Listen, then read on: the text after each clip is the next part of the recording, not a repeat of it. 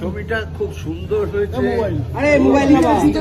Suspense আছে, performance আছে, প্রত্যেকের পারফরমেন্স ভালো, ডিরেকশনে ভালো, লোকে এনজয় করবে। মানে টান টান একটা ছবি হয় না, টান টান টান টান ছবি, লাস্ট থেকে রিভিল হচ্ছে এক্সেলেন্ট, বিউটিফুল, খুব ভালো লেগেছে। একদম পারফেক্ট। যে আমার সব থেকে বড় ক্রিটিক সে যদি বলে যে আমাদের ছবি ভালো লেগেছে, তার মানে আমার কাছে একটা বিশাল বড় পাওনা। সত্যি গতকাল ছবি তো রিলিজ করে গেছে, আজকে দ্বিতীয় দিন। তো গতকাল ভীষণ বেশি টেনশনে ছিলাম, কিরকম লাগবে সবাইকার, সেটার জন্য অপেক্ষায় ছিলাম। সে তো বরাবরই সকলকার টেনশন থাকে, পৃথিবী যেখানে যারই ছবি হোক না কেন, রিলিজের আগে পর্যন্ত সকলকার মধ্যে একটা মানে অডিয়েন্স কেমন করে নেবে সেই ব্যাপারটা চিরকাল থাকে সকলকার।